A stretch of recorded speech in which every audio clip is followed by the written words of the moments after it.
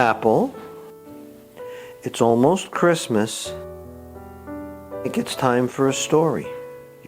This is not so much a Christmas... am I boring you already? I have no treats in my pocket. What are you sniffing? This is a story that takes place around Christmas. And it's really going to be interesting because it's going to be told in the very words of my daddy.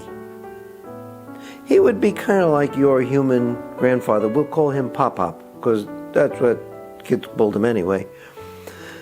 And Pop-Pop met Grandma back in the 1930s.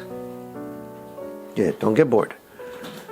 And about maybe 25 years ago or so, he sat down and he wrote down some memoirs of his early days. See? So we're going to start at the beginning of the holiday season in the fall of 1936. Now, you probably don't remember 1936. I don't remember 1936. But it was a very difficult time. We were in the midst of what was called the Great Depression. People didn't have money. Pop-Pop was an immigrant who came to the United States from Germany, where he was born. And he met Grandma, who was also an immigrant. She came to the United States from Italy, where she was born. Now, this is a story of two people who had very different cultures, spoke different languages at home, and ate different types of foods, and there were just so many things about them that would kind of try to drive them apart. And yet, through the holidays, they persisted. And in the words of Pop-Pop, this is their story. This is when Pop-Pop was dating Grandma. One evening, I came to Claire's house. Claire was Grandma's name. For a social visit, when suddenly the evening blew up into a heated argument, spearheaded mostly by the mother. That's what he called Grandma's mom. In the end, she became so angry that she told me to leave and never come back. But they were in love, you know. Claire was very upset and asked me to wait, as she was getting her coat to come with me. We were outside the door in the stair landing, and I took one look at the father's face. He was livid with rage. Fearful for Claire's well-being, I remained calm and quietly said that she should stay home, and I would try to come back when everyone had calmed down. Are you listening, girl? Apple, listening? Now, Pop-Pop was working at that time. He was making 32 cents an hour, working 11 hours a day. I guess I did well on this job, as I stayed on it the longest. Difficult times. On the day after the family squabble, I called Claire at work and asked her to meet me afterwards so that we could go home together. At the 177th Street station in West Farms, we had to get off and take different trains. We discussed our future together. After a lengthy discussion, Claire agreed to come home with me right then and there. We would speak to my parents. The next day, we would go to City Hall and be married. After all, she was over 21. When we got to my house, my parents understood our problem, but suggested we go to Hans's house. Hans was actually Pop-Pop's brother, okay? He had his own house. He was a little older. Who also lived in the Bronx near University Avenue.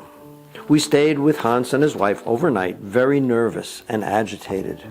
Have you ever been nervous and agitated? I'll bet you have. Especially like if I don't feed you dinner right away, for example. Yeah, okay. In the meantime, all the male members of Claire's family, she had 4 brothers. 4 brothers. Woo-hoo. And then her father besides. All the male members of Claire's family came to my parents' home looking for us and making all sorts of threats against me once they found us. Of course, he was at Hans's house. Look, Mom, no Hans. The next morning, I purchased a wedding band, and then Claire, Hans, Joe, and I went to the Bronx City Hall on Tremont Avenue and 3rd Avenue. We went to the window for a marriage license, and for $2, we were able to get married then and there. The situation in Claire's parents' house was in a complete panic.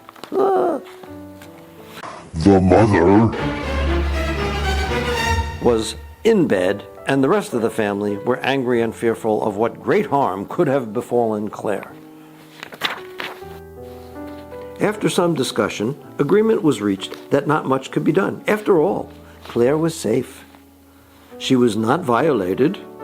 She was over 21, and we were legally married at City Hall. I think Apple lost interest in the story, but I'll finish anyway. The father agreed to an immediate reconciliation, provided that Claire and I agreed to return to one another's home and not live together until such time that a proper church wedding could be arranged.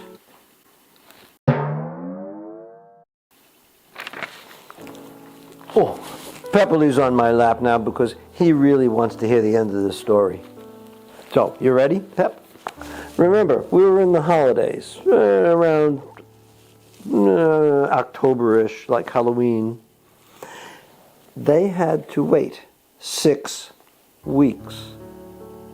They were married, but they were living with their own parents and not with each other. The next 6 weeks were indeed a hectic time of daily activities. At this point, Claire and I agreed that I would convert to her religion since our children would be brought up in that religion, and I wanted to be a good role model for them. When I was ready, I was baptized in a private ceremony. You know what baptism is? Yeah, kind of like that. So in those 6 weeks, they had to announce the banns of marriage in church.